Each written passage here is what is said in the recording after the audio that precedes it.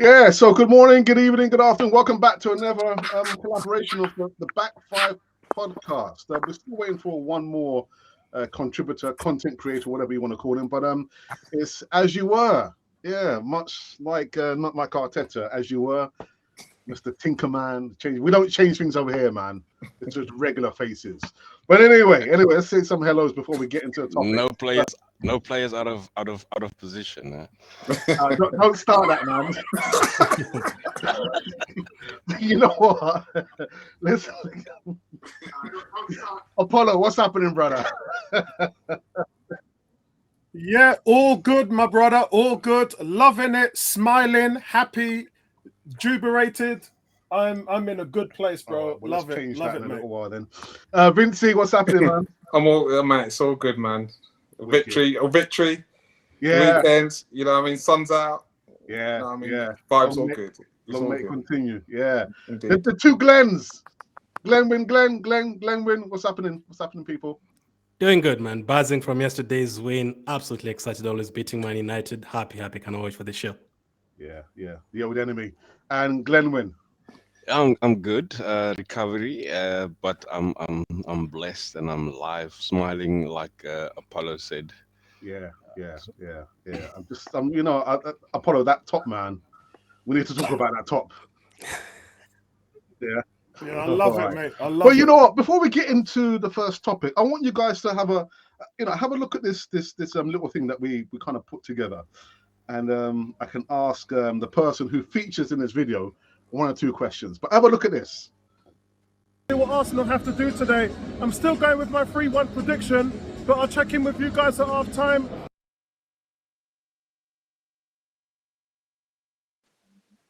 Now, Apollo, do you have like a crystal ball or something? 3-1, brother. well, I'll tell you what, it wasn't that difficult to predict because we, on average, we average 3 goals a game playing at the Emirates, and we've also had 3 clean sheets in the last 21 games. So A, we're going to let a goal in, and B, we average 3 goals, so we're going to score 3 goals. So it wasn't that difficult for me to predict, to be honest. So did you Mathematician, predict eh? Yeah. I mean, Fulham, I went for it was 3-1. No, it's 3-0 against Fulham. I went for. Right. Okay. So you don't have the winning lottery numbers then? Just asking, man. Just asking. Hey, life is a lottery, my friend. Life is a lottery. Yeah. I'm blessed. I am blessed. So I'll go to Glenn first on this one. So the first topic was about the game yesterday, and I'm looking at it. I'm looking at Man United. I'm thinking I'm not sure what kind of football that Man United and Ten Hag is trying to play. To me, it looked like they're just coming to the Emirates just to low block, not going to do much, and just defend until the 98th minute, until Rashford scored the goal. But Glenn, talk to me, man. No, Thomas Partey out injured for maybe 2-3 weeks. Didn't Arsenal just win this by default? No? I think 100%. I mean, Apollo just said about us averaging 3 goals per game at the Emirates. We also kind of average 3 goals per game over the last 3 seasons against Man United. So it's also not hard to predict for sure, Apollo. It's always 3-1 or 3-2 or something. Now, going into the game, like the way Man United play against the top teams, it is very effective. Like the counter-attack, it does work. But like when you're playing against them, it is so annoying. Like every time the ball went to Rashford, I was like, oh no. Like we've had possession for like 20 minutes and you know when he gets the ball, he's going to score. Like he could easily have had like 2 or 3 goals or something like that. Because every time he gets the ball, he's probably going to score. But the domination of the and us like attacking both sides, mostly the left side with Martinelli, the goals were definitely going to come. So if they ended up winning that game 2-1, it would have been crazy because they had like 2 shots on target. So basically they've won that game with 2 shots on target, 2 goals with us dominating the possession. I think we had like 17 shots in the game. It would have been terrible. So in terms of overall the game, we definitely deserve to win. I've heard people saying we don't deserve to win and all that. Terrible. And about Partey, you mentioned Partey missing the game. I wanted to see Partey, Odegaard, and Rice in midfield because I knew like they would absolutely overrun their midfield with Eriksen and Casemiro. And Havertz obviously started. But Rice is having two players. I know we're gonna talk about him. Like having Rice in that midfield is like having two players. Like he was absolutely dominant. So I think overall will definitely deserve the win. For sure. Maybe not 3-1, but hey, that's how United used to win the games back in the day. So I'm happy that you can also do that these days. Fergie time. Yep. Vinci. Yes, my man. Yes. We won the game by default. If Thomas Partey was fit, he would have been in the right back. With an old man left to get back into the midfield. Nah, there's no default when it's an Arsenal Man U game, man. It's just something that you've got to get the result out. Sometimes it's ugly, sometimes we blow them out the waters. But you know, after the pre-season game, yesterday was a hard match, and I think we really ground it out. You know, there's portions of the game where we rode our luck.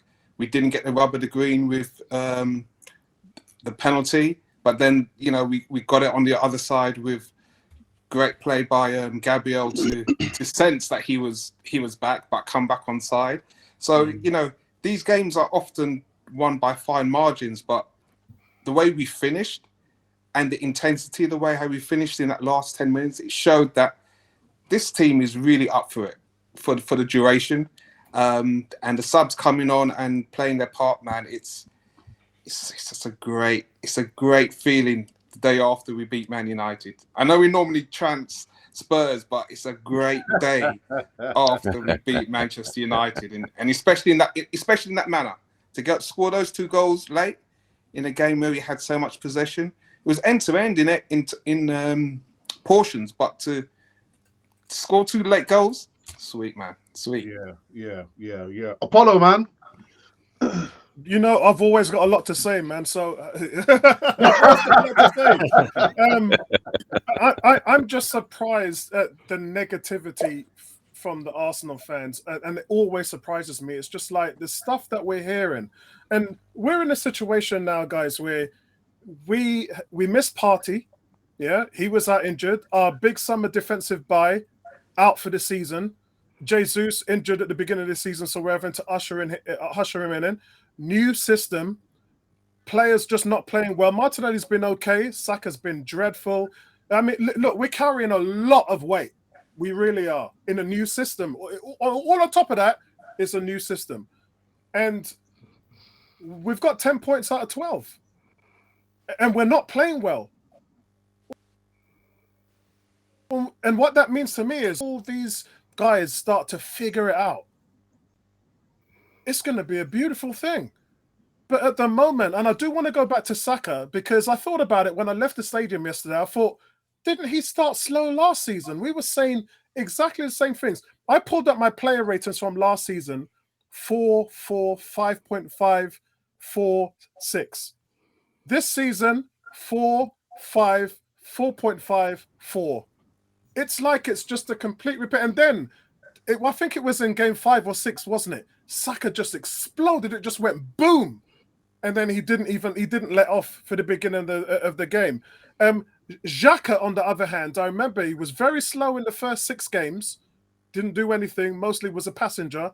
And he exploded as well. He had spurts over the season as well. But it just seems like the wrong message is being sent out. Obviously, the attack on Havertz yesterday was a bit frustrating. If you heard me on halftime, I said, yes, he caused the goal by giving the ball away, but that was really no excuse for the poor defending. Players give balls away all the time. The key is do you get back and do you defend? And we couldn't do that because of what Ben White was doing all day. I won't bring in Saliba on that because that was really the priority, was Ben White. And I do want to say one thing on Ben White as well. He set off Rashford for the majority. It wasn't just one play where he decides to give him all the room in the world. He was doing that throughout the game, for the whole game, just giving them time, sitting off. It was a little frustrating, but overall, I left it with the feeling that we are grinding out these wins when we've got all these distortion factors against us. And I really am feeling grateful for that. I'm feeling blessed for that, because it's difficult for these guys right now, and it's going to take them a bit of time. We were saying this in week 1. We're now coming into week 5. So it's pretty much gone to the source book, Alex. Yeah, but, can you not understand the slight frustration in the fan base because we saw what we did last season, be it being a surprise that literally we got so far with the team that we had, still the youngest team in the Premier League. And I think a lot of the fan base want to see that performance mirrored that we did Yeah. last So season. yeah, sorry, that lies straight on the shoulders of the fan base. You guys are duping yourself, man. What we did last year was with the best start in Premier League history. That ain't gonna happen again. So those fans need to get some milk and cookies, pull up a tape, enjoy the footage and the beautiful stuff we did last season because that was a one-off. Ain't gonna happen. Alex, the league's been going since 1992 for the Premier Mm, League, and the league itself has seen 100 and odd years. That was the best start in the Premier League season. You are not going to see it again. Sorry to disappoint Arsenal fans, but that was a one-off. It ain't going to happen again, guys. mm. Sorry, man, to be the bearer of bad news, but that was a one-off last season, man. So no, I'm not. You know, it's going to be tough. It's going to be even harder now. And the fact is, Man City always start slow, Alex, and they've lost De Bruyne for 4 months, and it's so easy for them, easy. They're not even at their best, and they're just walking through it, and that's disappointing to see. That's frustrating. Mm-hmm. Glenwyn, your overall view of the game. Um, Yeah, I'm gonna just add on to what Mr. Apollo said there. Arsenal fans is very hard to sort of make use of the things that we've done last season. I mean, to satisfy an Arsenal fan, it is so hard to do because one bad thing, it is this, that, this, that, this, that. I mean, you had a good season last season, and well, people say we bottled it, and we were all on about, and we forgot about what we've done up until that time. And we so easy to forget about the good things that we've come to experience in the team and the club last season. And as soon as there's a negative thing, and then, I mean, even me myself, I've said so many negative things about the team up until the point where we started drawing games, losing games, and all that type of thing, and forget about what we did up until that point. And it's so pathetic and embarrassing to be an Arsenal fan even now. I also started the Havertz thing with my own thoughts, and yeah, it's yeah, embarrassing to see the things that we are seeing now and still expecting what we've done last season. We can't expect the same thing last season if we knew that the the process that we all talk about it is so ahead of schedule, and still now we come into a new season, we start bad, we still haven't lost the game. Yes, we lost we dropped 2 points, but yet there is still positives to take out in the game. Even yesterday we didn't do well. We um we in fact sat back in the first half and let Man United play in their own half. And I think strategy come from that point where I thought Arsenal had to they deliberately sit back for United to have the ball, and because United didn't do much in that sense where they pressed us with the ball. And I mean, that one point they had off in the first half.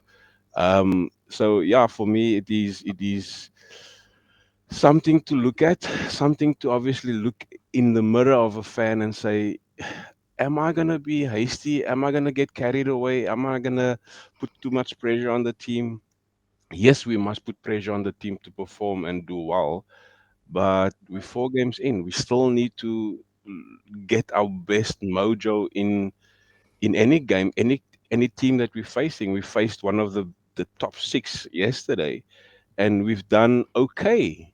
We've won the game. The result obviously speaks for itself that we grinded out. It's very, very, very narrow margins, and yet we are still expecting firepower. And it's probably all right to expect that, but we're going too much and too quickly overboard when it comes to winning games and how we must win the game. If we win the game, yes, we've won the game. How we did it, it is totally up to our expectations. We need to let the team do what they do and how they do it.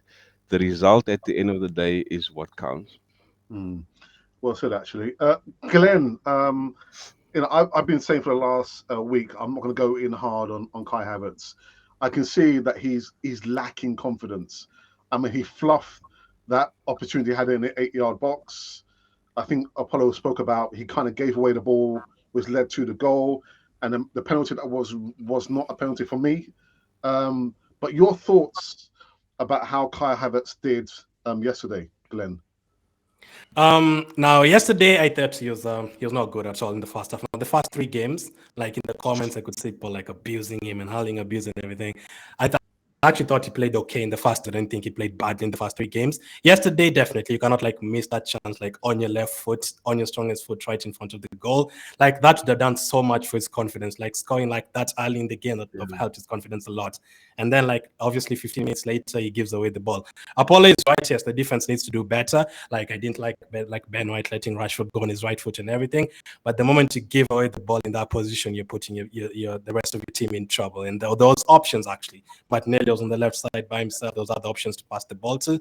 And I kind of tried the, let's say, the harder one because those options on the left side. But yes, sometimes you lose the ball, as Apollo said. Yes, you do lose the ball in midfield sometimes throughout the game. And now for me, I'm very patient. Also with Fabio Vieira, for example, at the beginning, some people are saying, sell Fabio Vieira, it's terrible. He has to go to the gym. I was like, no, he's gonna come good. Not every single player has gone to the gym in the Premier League history, like not all of them, and we still had good players. And Fabio Vieira, the last two games, we've seen how good he is. Like he's performed the last two games. So I am very patient with Havertz. Yes, maybe he's not living up to the 65 million and everything. Maybe that will be like a killer for him, that price tag. Maybe if you're 30 million, people wouldn't be talking about him a lot. But I do think he's scapegoated. Like from the first game, like you can tell people don't like him. Like people are talking about him from the skills challenge. Like you can tell, like people don't like him. So if he does anything small, people will be on him. For example, against Fulham, he was not the only one who like gave away the ball that day. Trossard gave away the ball a couple of times. Saka gave away the ball for the goal as well. So for me, I didn't want him to start against Man United, but not because he didn't play well in the first three games or anything like that.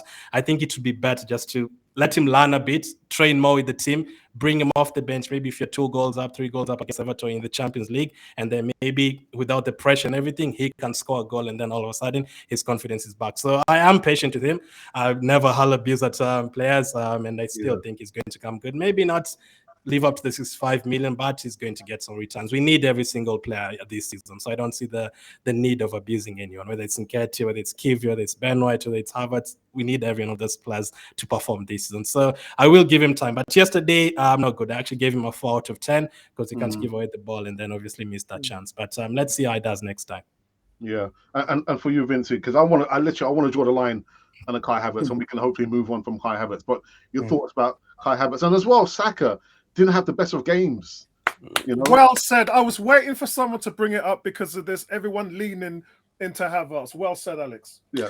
Well, for me, the situation with Havertz is I can see that Arteta is trying to get control in the midfield, having an extra man in the midfield, and he may not be lighting it up in the midfield, but he's adding an extra body.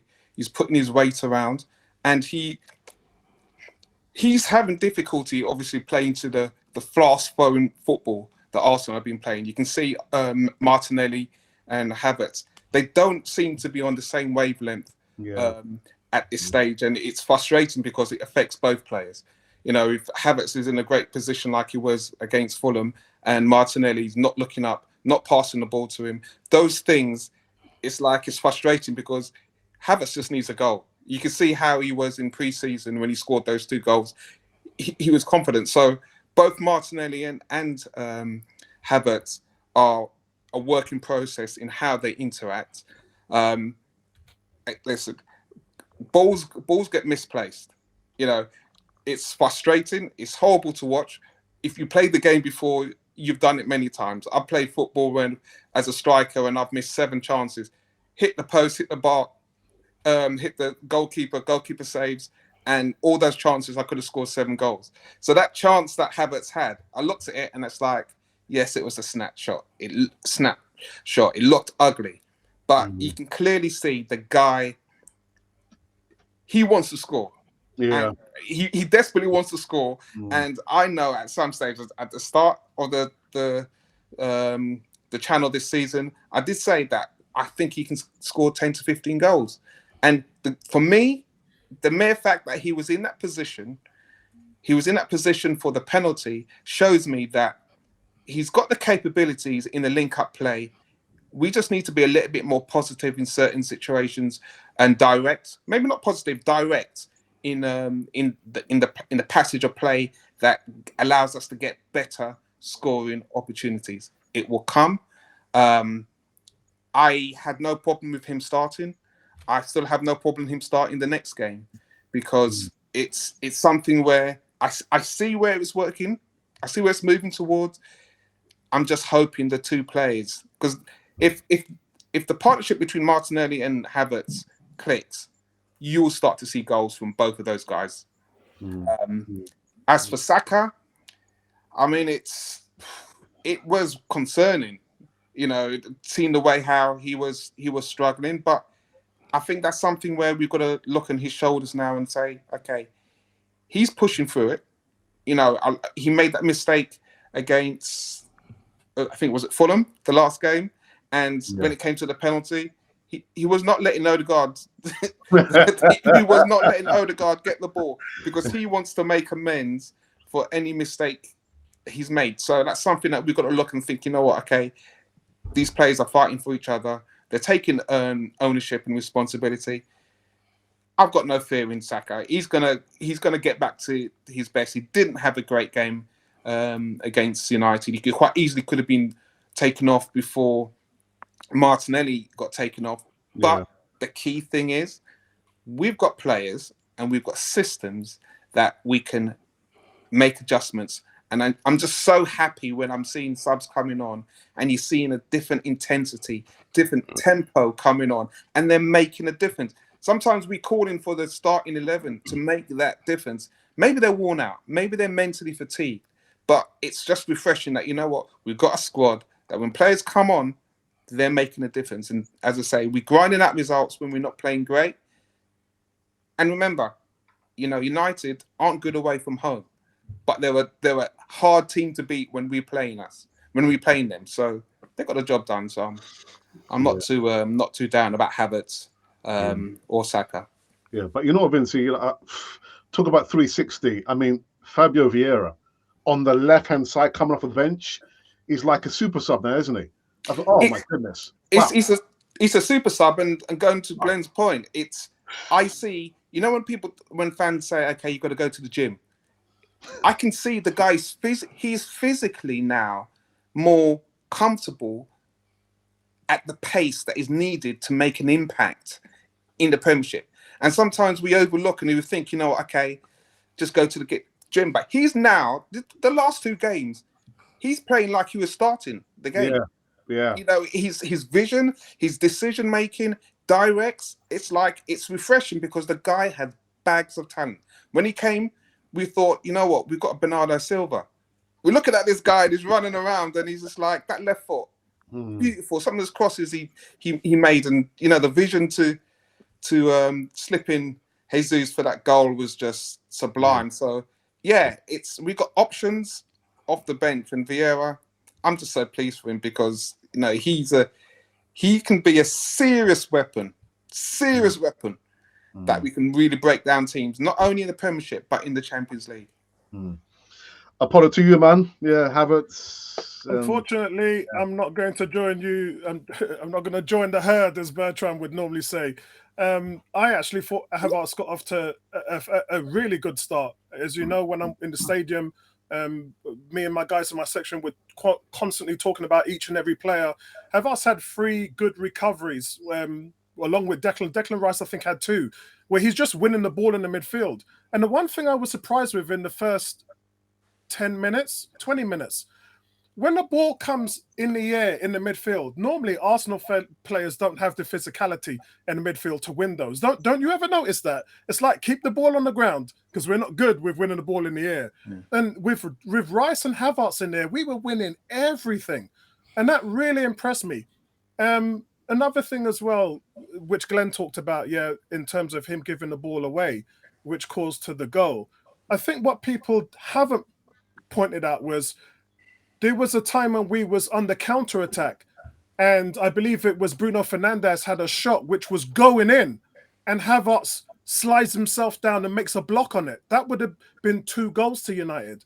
But Havertz doesn't get credit for those. It seems to be the media flavor scapegoat of the month, that message which is constantly being driven to the fans, which all these publications, Talk Sport and all them, they all feed this negative to the fans with Havertz. And we're just not being balanced with our views anywhere, Alex.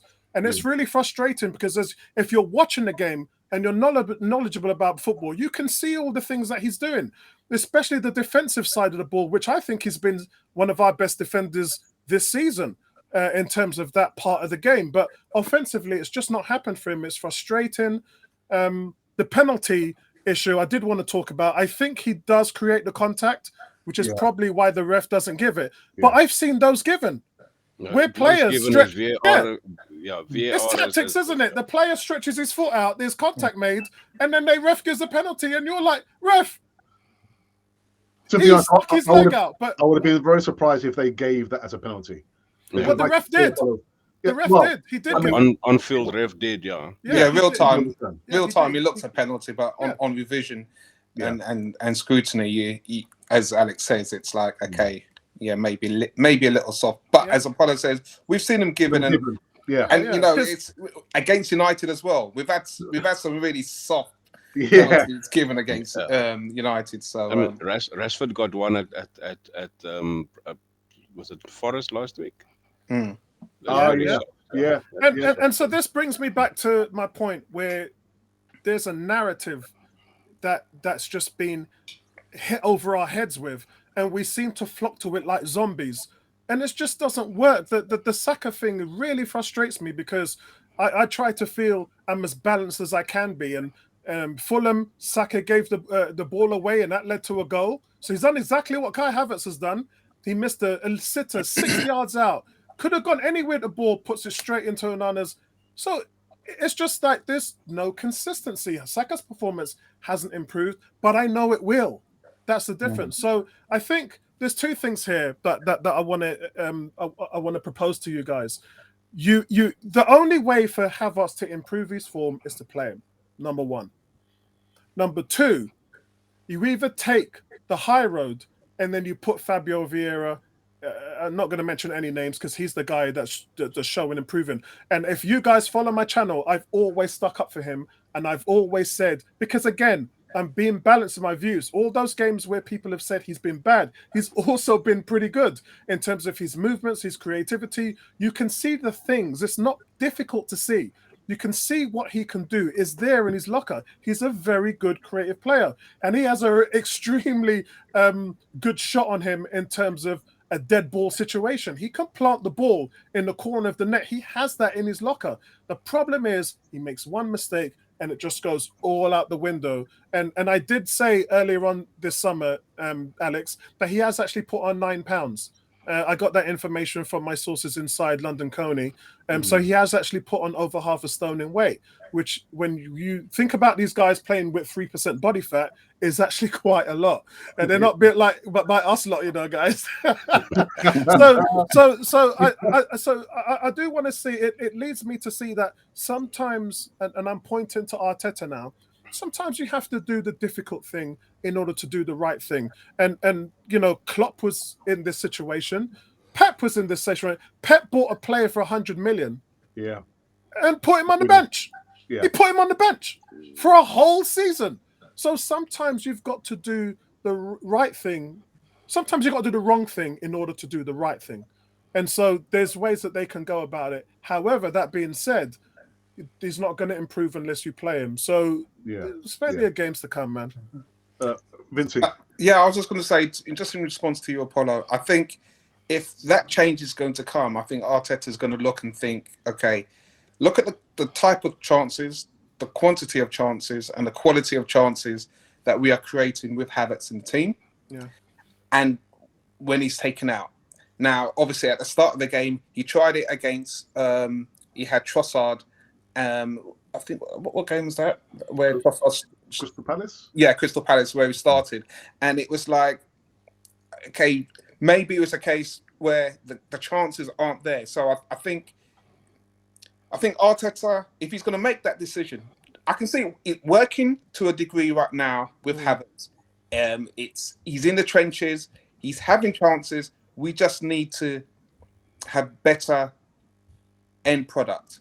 And obviously, once he gets a goal, you're going to start to see the confidence come up, and that emotion that's going to come out. There is a player in there. I believe there is a player in there, but it's about Arsenal making better quality chances. I said it in the Fulham game in that first half with the intensity. When we play at a high level of intensity, there's very few teams that can match us. When we drop that intensity and our chances are restricted,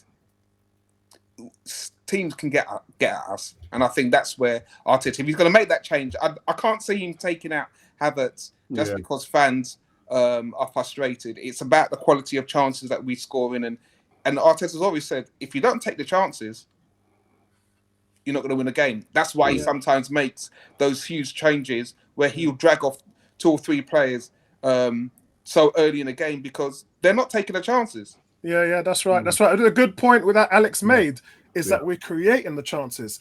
That's the telling factor. If Saka scores from the one where he hits it straight or Anana and Havertz scores that goal, then we're absolutely destroying United. Yeah. The score, does that make sense? Like I know it sounds and it looks frustrating. The book at the cover doesn't look great. But overall, when you step back and look at it, and I say that I talk about the Timber and Party injuries and Jesus, because if you listen to Sky Sports, all they talked about was United are entering the game with defensive injuries. Excuse me? And Arsenal haven't? You know, and what's going on here? You're already trying to make excuses for United losing the game. So it's just so frustrating. I mean, look, overall, I think Havertz is unfairly done by because fans are not being balanced in their views. This is what I talked about all season with Eddie and Ketia. People were talking about goals. Don't look at the goals. Look at the eye test. Look at the defensive work. Look at the pressing. Look at the link play. Yesterday was an example of that. I see some guys giving him 4 out of 10. I'm like, did you actually watch the game? His defensive work was impressive yesterday. Eddie is no lower than a 6 for his performance yesterday. Yeah. And some of the and you know what it is? It's the choices he makes when he gets the ball in transition. He seems to always pick out the right choices in order to move the ball forward. Even with Odegaard's first goal, look what he does. He sees his square. That's right. Yeah, he looks at Martinelli, sees the run. Odegaard, bang! He switches the ball. The ball pings back into Odegaard, goes to the back of the net. It's just making the right decision every single time. It's not all about the goals with Havertz. Watch what he does defensively. But him again. But Apollo, I think you make a good point. That I think the fan base don't really understand what Havertz is supposed to be doing. Yeah. Like you said, they're probably looking at, if he's not scoring goals, then he must be rubbish. If he's not defending, he must be rubbish. So maybe they're not understanding what his role is actually supposed to be. Yeah. And because they can't see that, they're looking somewhere else for an excuse. I want to add to Apollo's mention about Eddie and Ketia. If you look at Eddie, at one point he came to the center circle to collect the ball, and you know who came with him? Lindelof came with him, and that opens a gap up for Havertz to run into. At one point, I was in another group chat yesterday while the game was on, and some of the guys say that Arsenal is playing with 9 men, well, with 10 men, because Havertz is not doing anything. And I said to you, you and I have spoken about Havertz like till the end. Yeah. Havertz, his best position in the game is he's picking up spaces creating spaces for somebody else. So he's taking a one or two defenders with him and creating a space either for Martinelli or for Eddie or for whoever is in his pocket.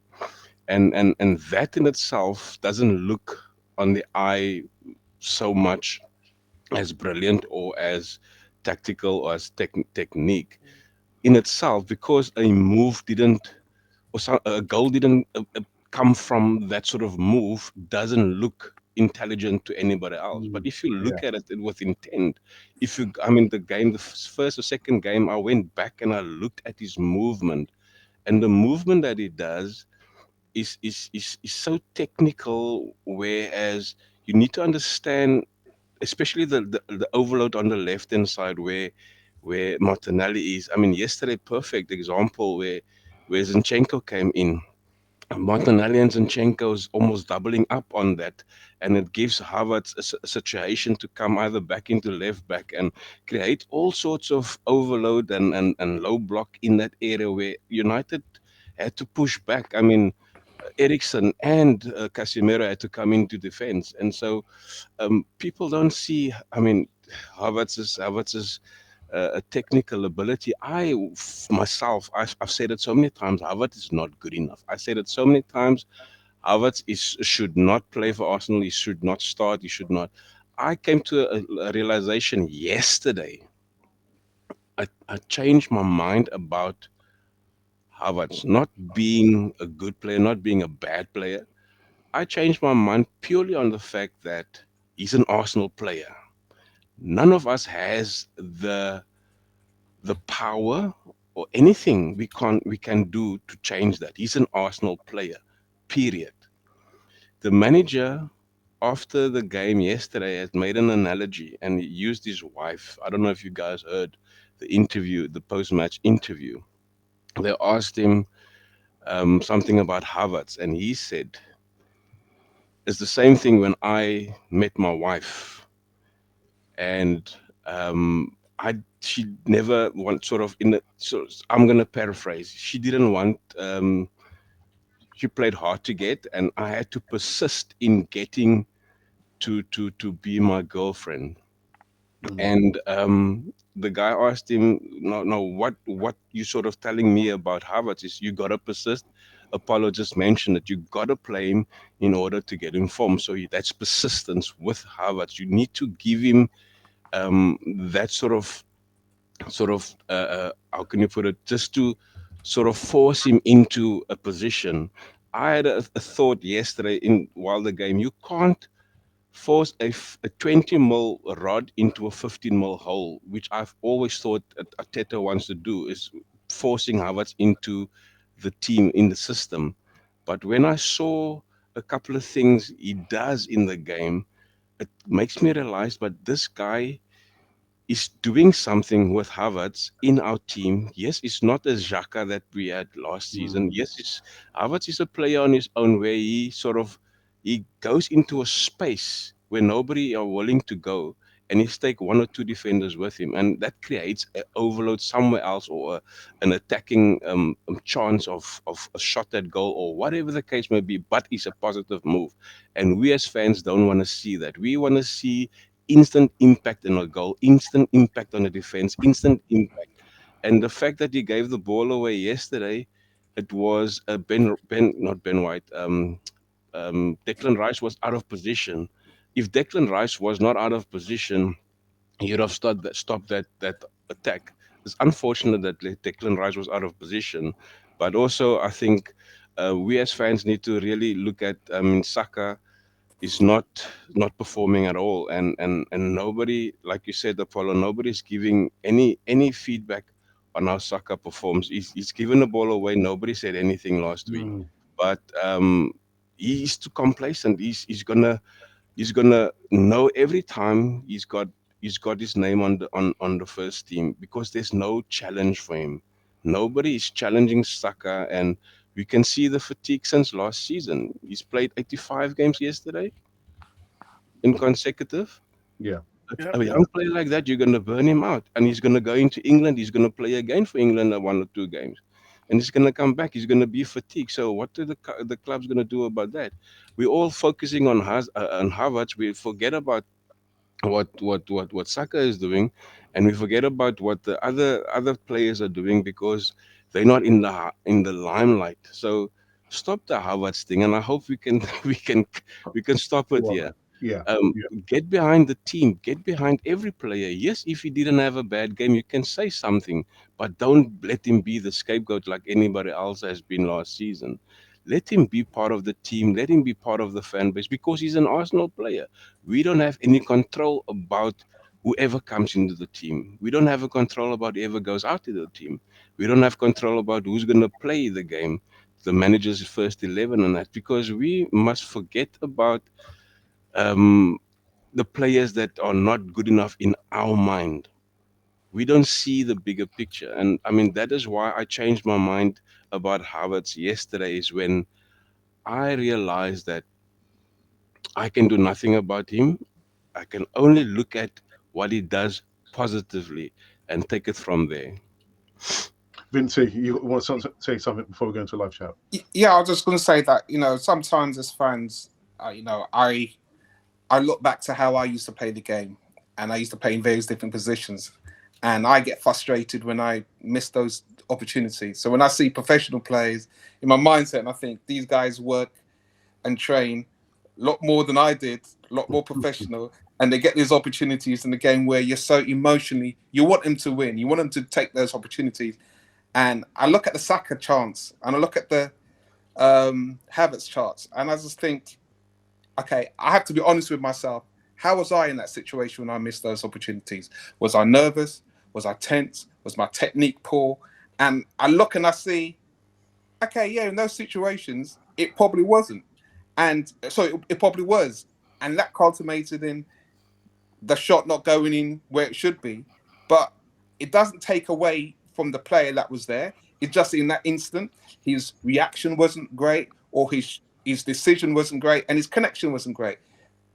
But the next game, he may sit down there, two touch, volley, you know what I mean? He could get a hat trick. And then you're looking and thinking, well, hold on, is that the same player that missed those sitters last week? So yeah, you got to understand our frustration sometimes does go over the top in that situation, but that there's still a player there. There's still a player in Saka. I believe there's still a player in Havertz. I do think there's some workaround in the system that needs to be done, and it's going to pan out. I do believe there's a player in Martinelli. I'd love him to hit the heights and stay at the heights where I know he can be.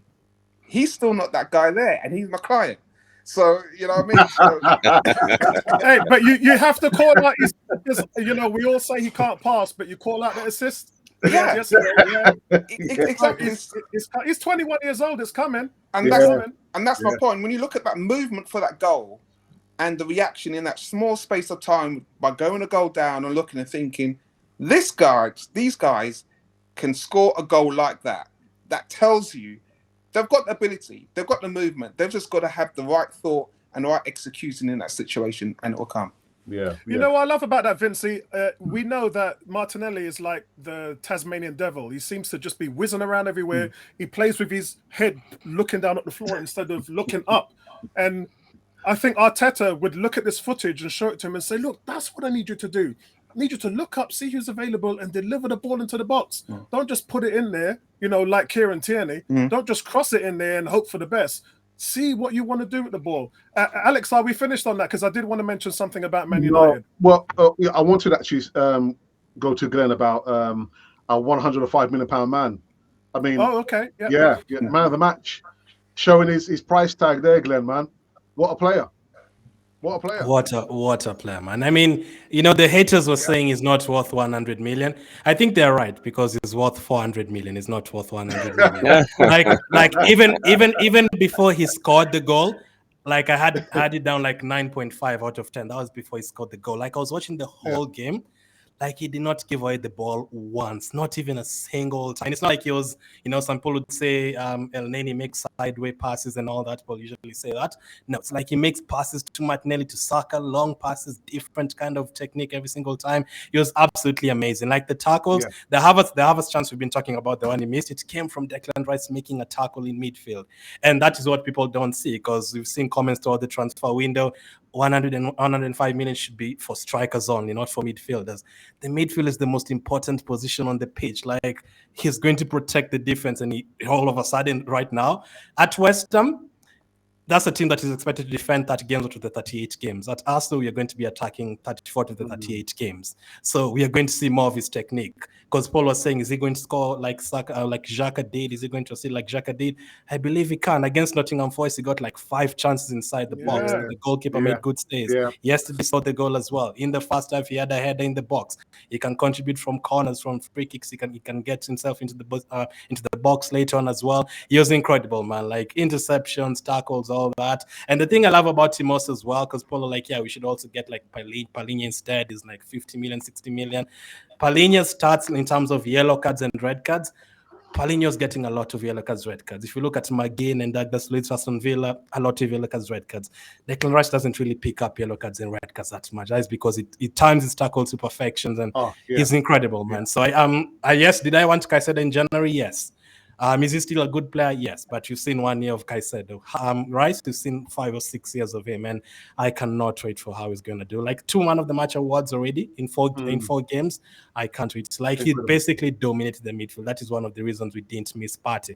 Like, if Declan Rice is not in this team, we definitely probably would have missed Partey yesterday. So really, really happy with that performance. I gave him a 10 out of 10 yesterday. Incredible. Glenn, very quickly. So if I've heard the news about Thomas Partey being out maximum 2 weeks. If he was to be out, 6 weeks. Oh, 6 6 right. weeks. Yeah. So are we gonna miss Thomas Partey in the team that we have now? He wouldn't have started yesterday. We probably miss him at No, he wouldn't have started yesterday, Alex. No, I mean going forward. Going forward. I mean, maybe in terms of the number of fixtures we have, I think we need every single player fit because of the number of fixtures we have. But in terms of the games, like winning the games, I think you can still win all of those games without Partey. Like, I still trust Jorginho a lot. I still think Rice is okay. As long as Partey's not playing at right back, as Vinci said, I mean, he did play well. He got like a 9 out of 10, 8 out of 10 against Crystal Palace. So yes, I don't think we'll miss him like for those games. But like throughout the season, we definitely need him back. Like, there's some games where he's definitely going to help us. So hopefully we don't miss him a lot. And that is because Rice is there these days. Apollo. Yeah, because remember, Jorginho's going to come in against Brentford in the Cup, in the League Cup and things like that. So, yeah, I don't think we're going to miss him, to be honest. Being fair, there's a lot of things that we can do to shape up that midfield. So, yeah, I don't... Partey wouldn't have played yesterday. Zinchenko just forces the manager into going back to that back four, and things worked out okay. And I think Partey... That was a game he was probably going to miss. Vincent, you want to say something before we go into live chat? Yeah, I think we're gonna miss Partey. I just think his presence allows Arteta to do what he needs to do, whether you call it tinkering with the formation. And I do believe when Arteta gets Rice, Partey, and Odegaard playing, you're going to see some luck. The football that you're going to see is going to be outstanding. It's just getting them in the right positions. That's the key. And for me, it's just great to see what Rice is doing. But it's. I think we're fortunate that we've got Rice to have an injury with Partey out for this period of time, because it will be a lot harder without him.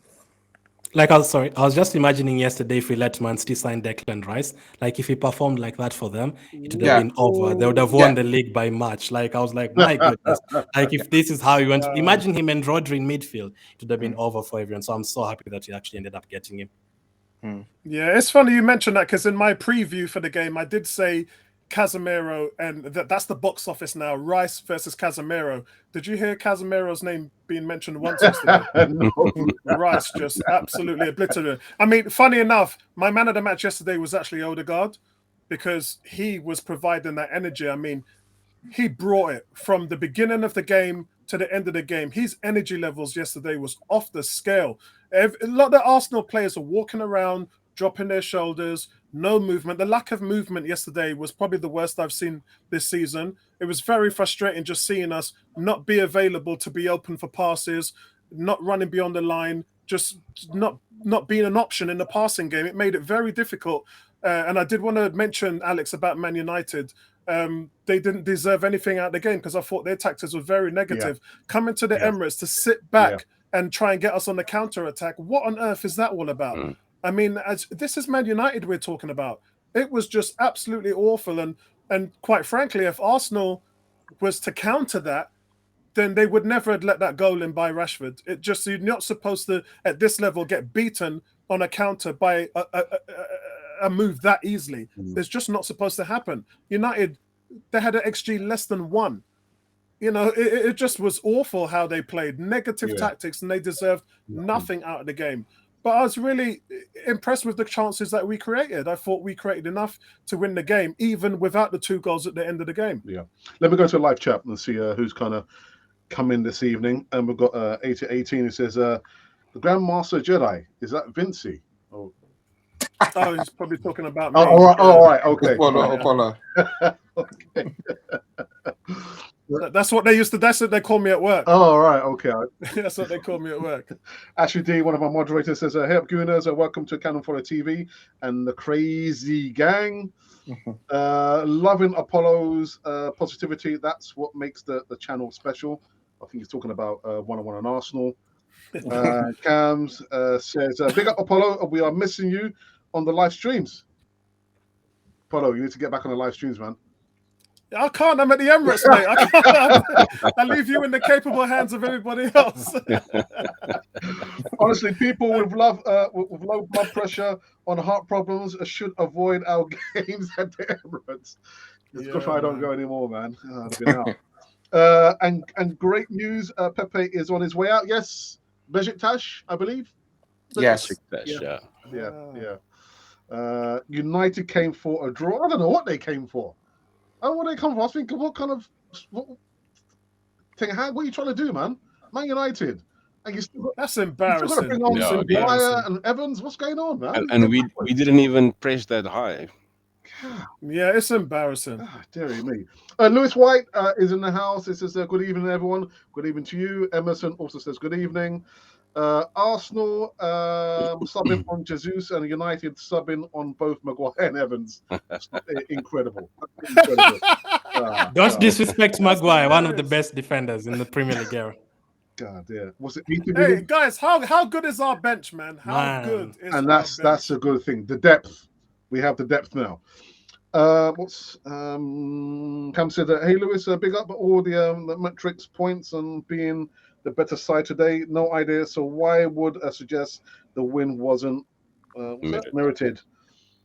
But it came so negative, didn't they? Man United. Yeah. I've been telling United fans all they were dominated. All the ball they had was in their third because we allowed them to have it there, and that's true actually, Apollo, isn't it? As much as the possession, I think we allowed them to dominate their third. You know what I mean? Yeah.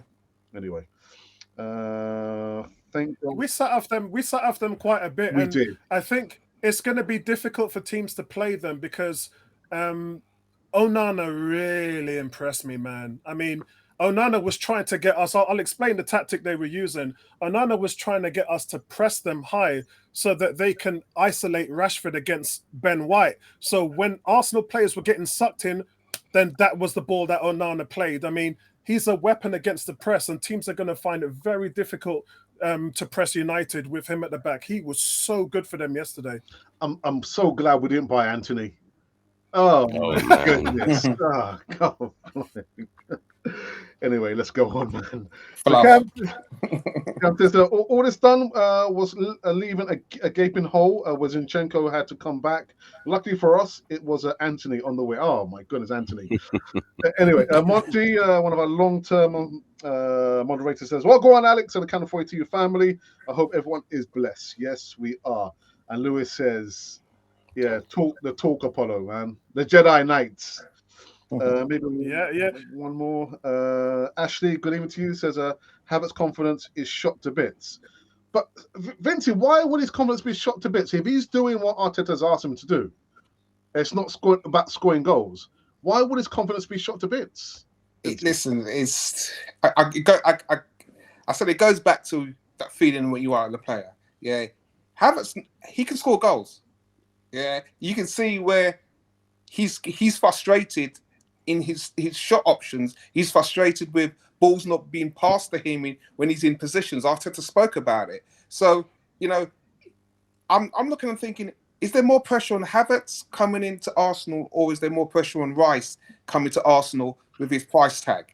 And at the end of the day, I see pressure in both ways, because Havertz is now playing in a position where, you know what, the team is fluid, and he's now having to get up to speed to make an impact, like any player would like to do. Rice, on the other hand, he's coming in and thinking, you know what, I'm 105 mil. Am I replacing Partey? Xhaka? Listen, everyone's looking at me. I've got to perform, and look what he's doing. So players are. I'm not saying Havertz isn't handling the pressure. Havertz is just not making the right decisions when he's in scoring positions. Because if he did, and they took those opportunities, I don't think fans will be saying that Havertz isn't the one. Yes, the football and the fluidity isn't the same, but it's going to get there. I believe it's definitely going to improve. And Havertz, if he can't score 5 goals this season, I said at the start of the back five, if he can't score 5 goals, then there's something wrong there. His ability, he can score 5 goals that easy. He gets himself in those positions. He's just about putting the trigger.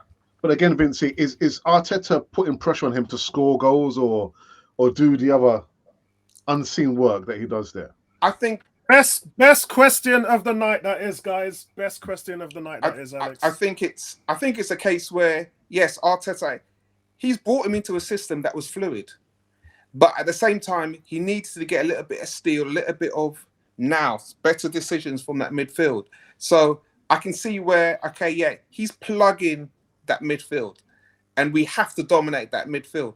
But once players like your Saka and your Martinelli are making better decisions, that's why sometimes we call in for Trossard, because Trossard's making those runs and so forth. We have to make better decisions when we have that possession. It's no point talking about, we've got all this possession and we're not making quality chances. When you have quality chances, these players throughout our squad are going to put them away. When they don't put them away, it's because they're making rash decisions and snapping at them. Look at Saka in those 2 opportunities. Poor. Look at Havertz in that in that situation where he missed it, but then he had that opportunity going towards the penalty and he made the run as if the confidence is there. So it's just making the right decisions and execution. 4 games, it's going to come. It has to come. Yeah. Let me go back into the live chat. Although I think Jedi Master is waiting to say something. Do you want to say something, Jedi? Yes, I did want to talk about the move of the game for me. I know some of you guys watch American sports, so you're well aware of the screening process. American football, they block so players can gain yards. In NBA, they screen so guys have spaces to make 3-point shots. And if you watch the Declan Rice goal, Gabriel at the back of the far left post, wow. Don't watch what Declan Rice does. Watch what Gabriel does. He literally holds 2 players back to leave Declan Rice the space to make the goal. You probably won't hear any other YouTube channel talk about it, but just check it out, guys. Great screen for Declan Rice, the move of the game. Very, very few people are talking about it. To be honest, I was sorry, Glenn. Go on, Glenn. That as well as the offside trap. I actually gave him a 7 out of 10, but I remember those 2 situations. I was like, he basically helped us win the game. It was very crucial in terms of that. I was just about to say that. Hey, Glenn, did you see the way Gabriel was standing? Did you see he was leaning? It was like Michael Jackson, man, the smooth criminal. Just leaning over the line like that. I said, this guy's a G. This guy's a G, man. Amazing, man. Brilliant. See, these are the things we should be talking about. The good, not the negative stuff, getting Alex, poured and sucked into the media. There's some good stuff on there yesterday, man. I really enjoyed it. sorry, to your question about the manager putting on pressure on, I don't think he put pressure on Havertz to score. I think he's allowing Havertz to try and understand what his instruction is of what he should do. Vincey's made a good point. It's just at the time when he needs to take a shot or make his own luck to decide to shoot. He doesn't do that. But I think he needs to get to grips to understand what Arteta wants from him, and I think that is the sort of thing Arteta is talking about him. Is he allows him to go into those spaces and do whatever the instruction is, and I think that is all instruction from the manager. He just need to make decisions on his own on the field to get a goal, maybe a luck goal or whatever the case may be.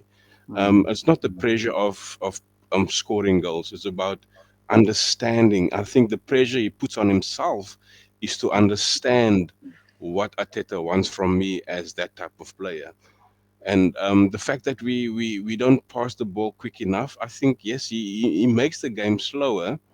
Our flow is not as quick and fluid as it was last season. But again, it is a different sort of system that we're trying to play. And Havertz just need to come to grips on his part in the team and get that confidence up. And if he gets that, and the team gets that together with him, they will then be fluid.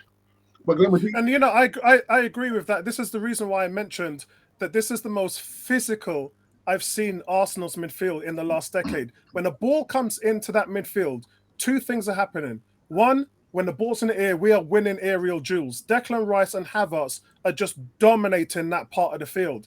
The second thing is the recoveries.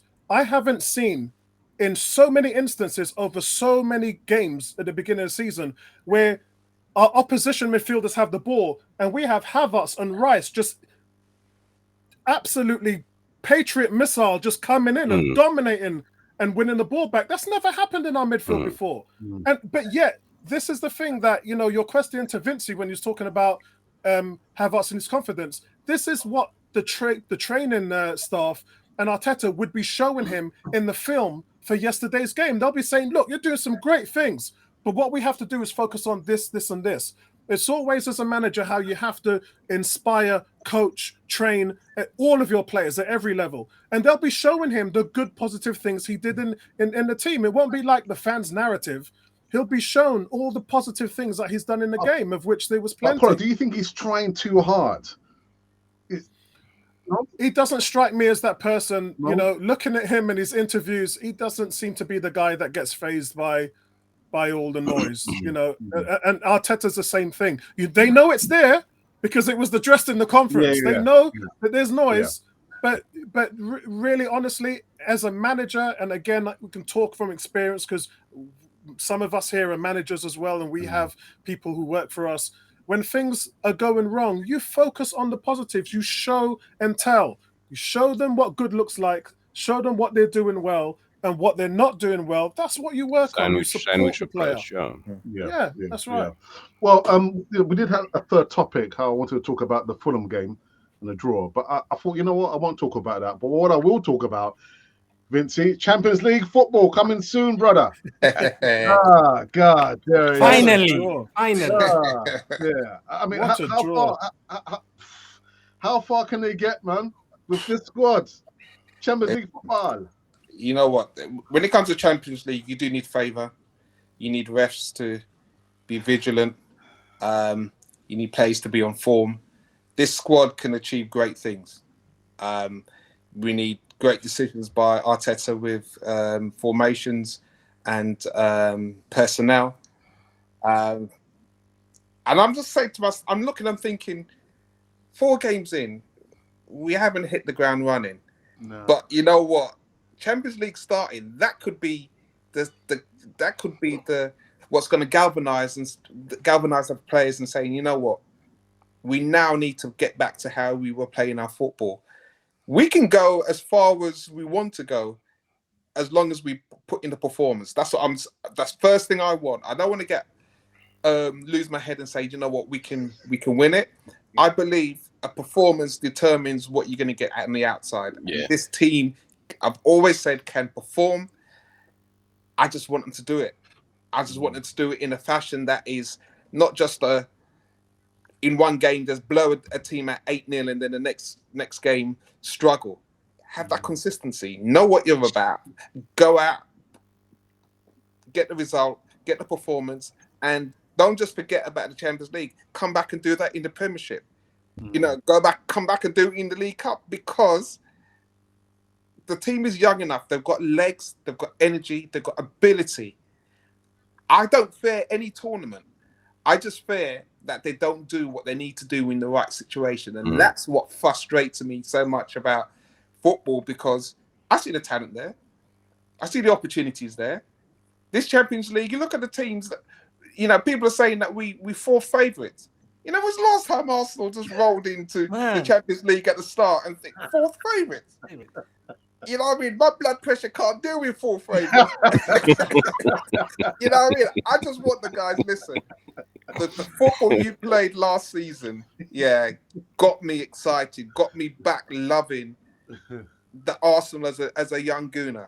So going to Champions League, listen, man, what is there to fear? Go out and play your football, represent that badge. Look at the man next to you and recognize, you know what? We've got goals, we've got pass, we've got resistance. We can defend for each other, and trust me, you do those basics. The rewards at the end of the season. Yeah. Man. Well said, Vincey. Glenn, man, Champions League football coming back. We've waited a long time. When we went, when it didn't qualify in 2018, I thought you were only going to be out for like a season, but then it became three, then became like 6 and 7. But I'm so happy that you're back. Like as Vince said, I think this will like even wake up the players even more. Like they're like, we are finally here. Like most of our players have never played Champions League. The likes of Saka, Martinelli, and a lot of the players like Ben White and all those guys.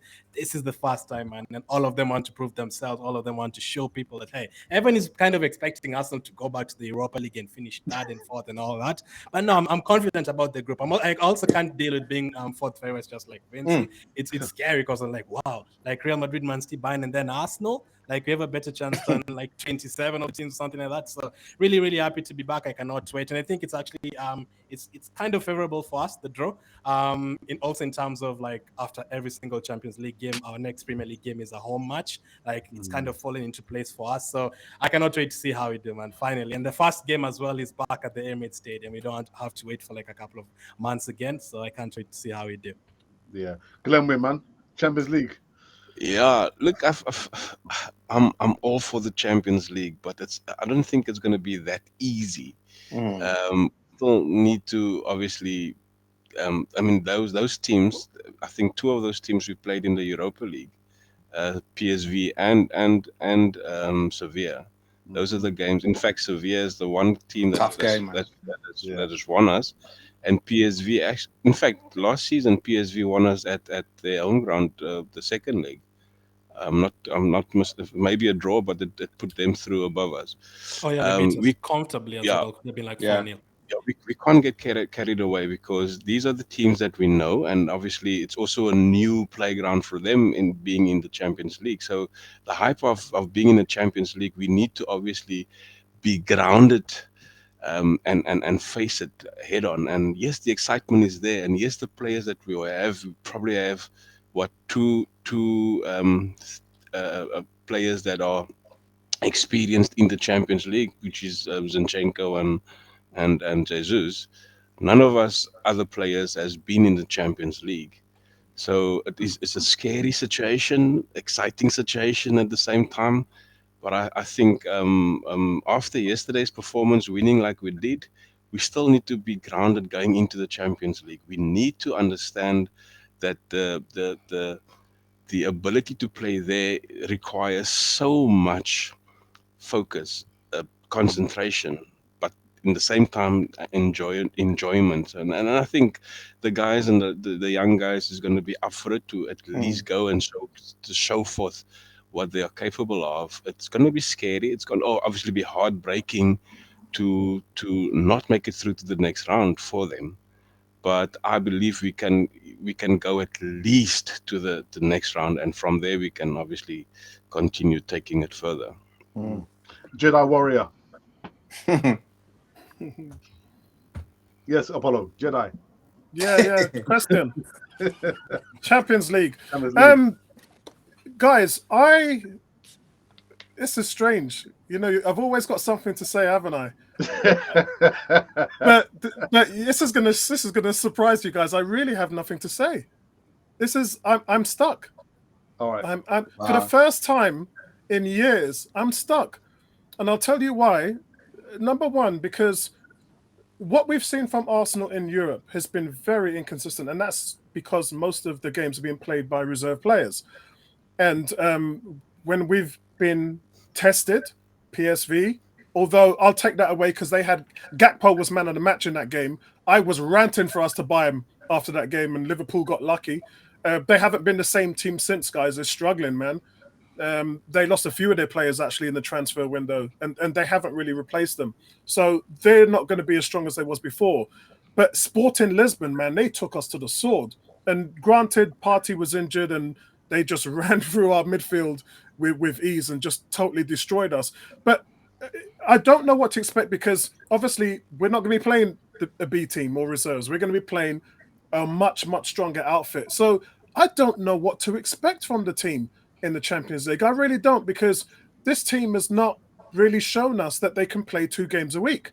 They really haven't. This team is so fragile and brittle in regards to burning the players out, injuries, things like that. You remember we had 10 major injuries last season for an average of 2.5 months. That's a lot. So I don't know what to expect. I'm on one side really, really up for it because I think we're very good, and I think there's very few teams in the world that can beat us when we're on our game, maybe 2 or 3. And at the same time, I don't actually know what to expect because it's a different kind of game. It's a much slower paced game than it is in the Premier League. So teams have more time to build up. There's less pressing. It's more sort of dynamic in the terms of build-up play, which a lot of teams struggle in. That's why the Champions League is special. But I really don't know what to expect on this one. I really don't. I like the draw. I think it's the draw that we needed. You know, no real big giants in there. So we can ease our way into the Champions League experience. And so I'm kind of happy. That's where I am. I'm sorry I don't have more to say, but I don't know what to expect. I really don't. That's the exciting part. No worries. Well, let's go into the live chat just for the last one before we wrap up this latest segment of the back 5.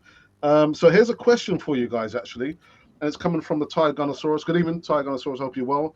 There's a panel. Do you think going to a back 4 in the Man United game was better than playing a back 3 in the previous 3 games, Vinci? You had to. I knew Gabriel was going to come in. And I know Ben White's been getting a lot of stick from Rashford and the space that was given. But listen, when you up against players like Rashford, Zaha, back in the day, them guys can twist up anybody. So you can't man them, you can't man mark them, because then you're in trouble. So, it's look at the way how we played United in the preseason. And they came at us. Yes, we didn't take our chances, but they came at us. It was a game where we couldn't afford to lose. And I do think the back 4 did help. I was pleased that Zinchenko, got minutes in that game. And it's a work in progress on that left-hand side. I'm still not 100% confident. But as I said, Timber's a huge miss. He's going to be a huge miss until he comes back. We just got to be able to grind out results. But yeah, I'm pleased that we went to a back 4 in that situation, and Gabriel coming in and playing the way he played. Yeah. And for you, Glenn, good to be back to usual business, back 4. Yes, for sure. The connection, the relationship between the players is already there. So I really want them, all 4 of them, to be back together. I do love Ben White, absolutely.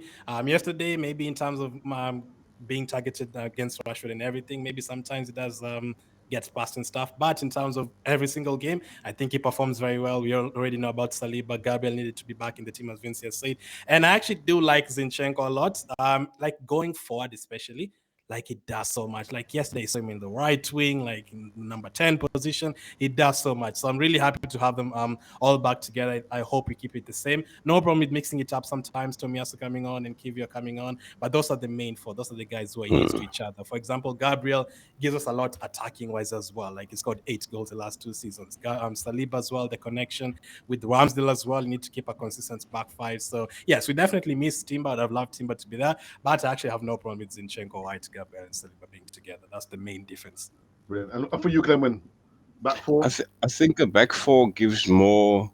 It brings out the quality of Declan Rice. If you look at what happened yesterday, he was pivotal in both the 3 at the back, and yesterday he was even better because that back four gives him the freedom to.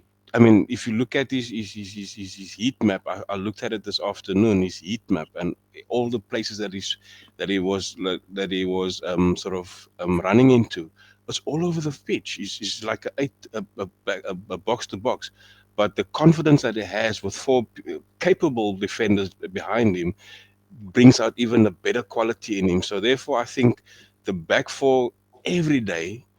And only tactical, and whenever you need to obviously bring it in the back 3, but back 4 for me, it's every day the better option. I need to just double check something. Apollo, is Bartram in the live chat?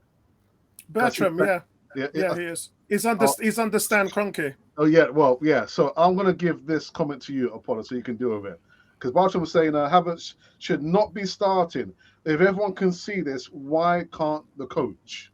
Well, that's just the point. Everybody can't see it. I've explained before that this broad one-way thinking doesn't work, because when you are an analyst, you analyze the full spectrum of a player's abilities, and that's just not one way. It's just not about scoring goals.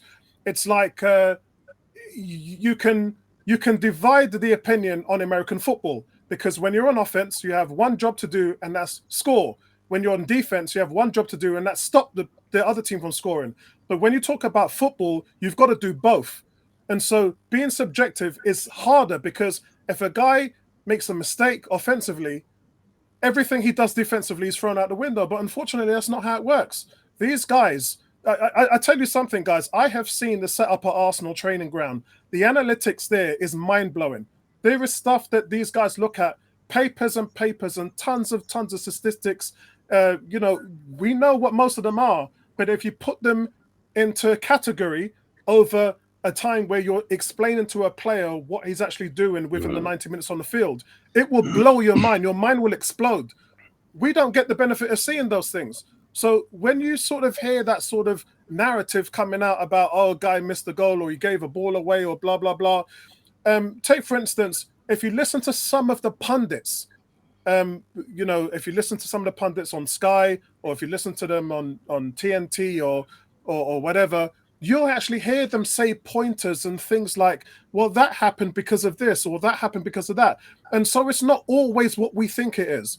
And so I'm just trying to sort of expand the mind into how those guys, we're now talking about, is Arteta going to drop him? Is Arteta going to drop him? Well, if he drops him, you've just lost one of your better defensive midfielders in that system. So straight away, you've got to cover that deficit. Does that make sense? So it's not as easy as what everybody thinks it is. And unfortunately, we don't really have conversations like that, because it's not looked into analytically as deep as that, as such. So I just want to point that out. Okay. But do you know, Vinci wants to make one more point before we wrap up the... Yeah, just on the back of what Apollo was saying, if you don't want to start Havertz, and we're in a situation where we're chasing the game and he's on the bench, how would you then bring on Havertz, and what formation would you want him to play, and what impact would you want him to play? That's something we've got to think about, because if you're not starting, he's going to have to come on. What's the formation and how the tactics going to be? So, as Apollo said, look what we're missing from when he's starting to what's going to be what you're asking for if he's going to come on from the bench, because it's a completely different type of football that is Yeah. going to be playing if he's going to come off the bench. And you're seeing that from Eddie when he came on, and his physical ability and his runs. You're seeing from Vieira. That's what we need off the bench. Yeah. Yeah. I mean, and this is the reason why in the first 2 weeks, the whole fan base was talking about Trossard's got to start. Trossard's got to start. What did I say, Alex? I said, no, he doesn't. Because we need what you I pointed it to Man City and I said, these guys can bring off, and over the years, Jesus, Perez, Sterling, Foden, Grealish. That was their plan B. Arsenal had nothing. All of a sudden, what are we seeing this season? We're seeing a plan B. And that has been very effective in our wins. We have literally won 2 games this season, which is half the games we've played, based on our ability to change a game. That's something we haven't had before for years. And this is something that needs to be talked about again. It's not something you'll hear a lot of people talk about. Some people have, and credit to those that have mentioned it. But the fact that we now have the ability to do that makes us an overall better team. So those are just the little things that we have hope about. Does that make The sense? substitute impact and all sorts of things. Yeah. These guys don't have to start because what they're doing, it really creates an euphoria for the whole Nketiah Jesus argument, because we have to tie up Jesus in cotton wool because he's had such a torrid time of injuries. And so Eddie is the de facto in that. We know we don't really miss anything with Jesus being there. But we also know when Jesus comes on that he gives us a Trossard dynamic. He gives us a Vieira dynamic. So there's more players. We know Reece Nelson can do it. We know Smith Rowe, even though Smith Rowe hasn't had the chance to do it. But there's a bunch, there's 5 players there who can come on and change a game.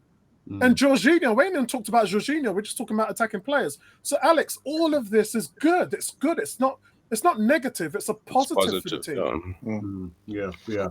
Well, do you know what, people? It's been interesting. The latest segment of the Backfire podcast. Oh, my goodness. So the next game is against Everton, isn't it? But we have like a little lull between the game against Man United and to our next Premier League game. But guys, as interesting as usual. Vincey, man, always a pleasure to brother have you on. Always a blessing, man. You know what I mean? It's a nice vibe. Love articulating football with the family, man. So yeah, guys in the comments, keep the love there, man. This is to support both channels. That's what it's about, man. I love Vincey, man. I love Vincey, man. Vincey's my brother till I die, bro. Always Apollo, always my man. Apology, I couldn't get to all the comments in the live chat. The live chat was just like firing. I could see Stan Kroenke not spending his millions like he should have, but just commenting in the live chat there. Glenn, brother, nice one, and keep up the content, man. Nice content, bro. Thank you, man. I appreciate it. It's always fun working with you guys. We don't look at one position on one opinion we look at it from both sides, and that's what I love about it. So some people it's just negative throughout. So I appreciate it, working all for you guys. So thank you, man, for having me again. Likewise.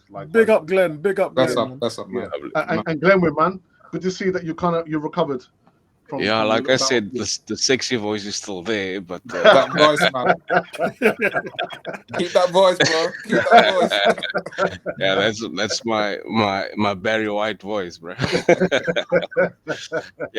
mean, I love the content. I love the talk. I mean, I learn a lot, and obviously it opens my mind to so many aspects. And I like to see us as fans to support the guys that's normally become the scapegoats, the Eddies, the Havertz now, and the Vieiras and those type of things. These are our teammates. These are the people that we support. So let's support them. Don't just, yes, we can talk about the negatives here and there, but don't let it be the narrative. Let it be something to cheer up. And I mean, who knows? I mean, you said it the other day. It's just like Arteta is watching Cannon Fodder TV. You know what I mean? The things that he come out with in his presses. So one thing I want to say about Eddie's confidence is so high now that because Arteta is believing in him. and that will happen eventually with the other players that we don't see the confidence.